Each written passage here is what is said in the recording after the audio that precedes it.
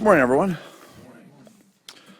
Here in the House, we continue to get things done for the American people. For example, we've passed the first real entitlement reform since the 1990s, new tools to fight human trafficking, new resources to combat veterans' suicides, and reforms to make our trade agreements better.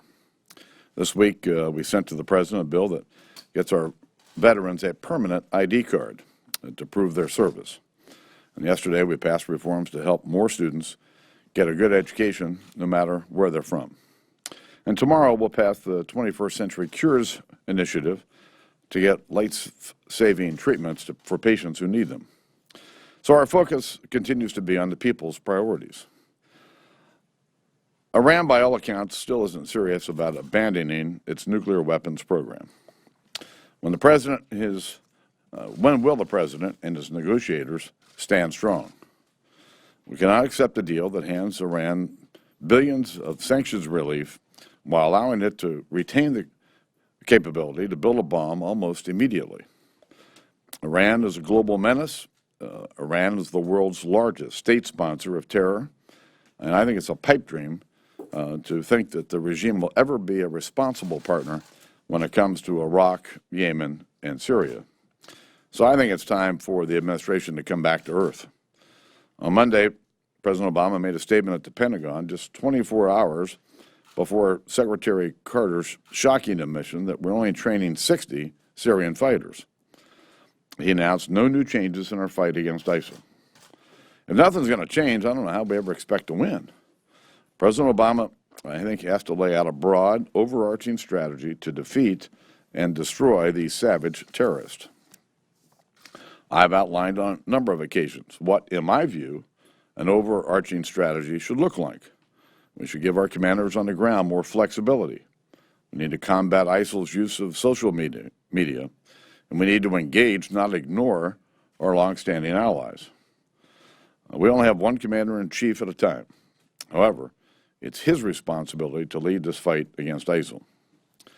Lastly, on the issue of Benghazi and the work of the Select Committee, Secretary Clinton said, and I'll quote, "It is the fact that we have released all of the emails that have any government relationship whatsoever." Well, it just isn't true. She said that Sidney Blumenthal, quote, sent me unsolicited emails. That's not true either.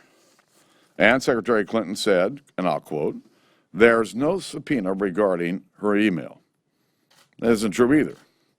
All these facts were uncovered by the Benghazi Select Committee, and they were uncovered despite the efforts of Secretary Clinton and the State Department to delay, derail, and stop this fact-finding investigation.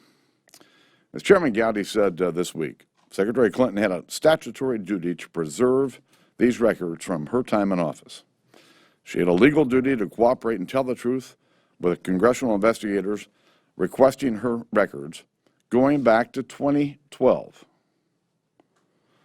Some 4 Americans lost their lives in this terrorist attack. The American people deserve the truth about what really happened. And Secretary Clinton and the State Department are prolonging this investigation. They need to stop dragging this out. They need to start cooperating and step up document production so we can get all the facts. Frankly, that's not too much to ask. How is an amendment to preserve the Confederate flag at federal cemeteries added to an interior bill last night, especially with today being the day that South Carolina is taking down theirs? Look, our members rightly tried to address the concerns yesterday in a way that was consistent with how the Obama administration has handled this issue. I frankly supported the goal of trying to work with all the parties to address their concerns. But listen, we all witnessed the people of Charleston and the people of South Carolina come together in a respectful way to deal with, frankly, what was a very horrific crime and a difficult issue with the Confederate flag. I actually think it's time for some adults here in the Congress to actually sit down and have a conversation about how to address this issue. I do not want this to become some political football. It should not. And so I would expect that you'll see some conversations in the coming days. Do you yourself think they should be at federal cemeteries, Confederate flags? No, Jared Huffman and the Democrats who did this put an amendment in an appropriations bill. What do you mean when you say it's become a political football? Because, as you know, some Southern members approached appropriators and leadership and indicated they would vote against the Interior bill with this amendment. What do you mean by political football? It seems like this was a regular order, was adopted by voice vote, and it was reversed. So how is it a political football? well, I just think that when you look at several weeks ago, there was a privilege resolution dropped, and then there were these amendments. I want members on both sides of the aisle to sit down and let's have a conversation about how to address what, frankly, has become a very thorny issue. What does that conversation entail? What is this some sort of special committee, commission? Is it the House and Senate? I have some ideas, and when I firm them up in my head, I'll let you know. Mr. Speaker, I'm a little unclear here on what you're suggesting in your Iran talks. You have been consistently suspect of what's going on here, but if the United States pulls out, or if, there is no agreement, a lot of people say that is a path to war and is a far worse alternative. Are you thinking that that's the route we go? That if we don't have an agreement, don't have a good agreement, then it's a route to military action against Iran because we don't have a framework with which. No, I disagree with that entire notion.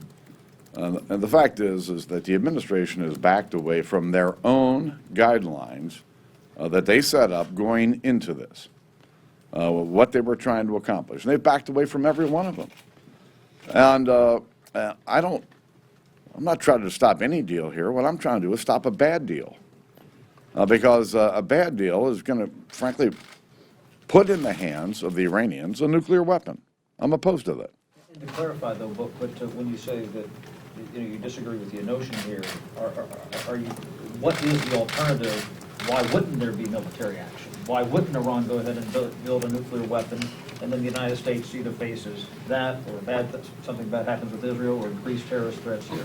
Well, I think that the sanctions that were in place ought to go back in place. And make it clear to Iran that the world community is not going to accept their development of a nuclear weapon. The Interior bill has been pulled from the House floor. Can you explain your thinking, why you did that, and what is the fate of this bill and this debate on the flag? I just told you, I believe it's time for some members to sit down and have a conversation about how to deal with this issue in a responsible way. Because I believe that members on both sides of the aisle want to deal with it in a responsible way. Mr. Boehner, speaking of another issue that's a political football, you said for some time that your party needs to fix the broken immigration system. But members of your party, one after the other, have been denouncing the comments of Donald Trump, who's running for president, saying that all Mexicans are rapists.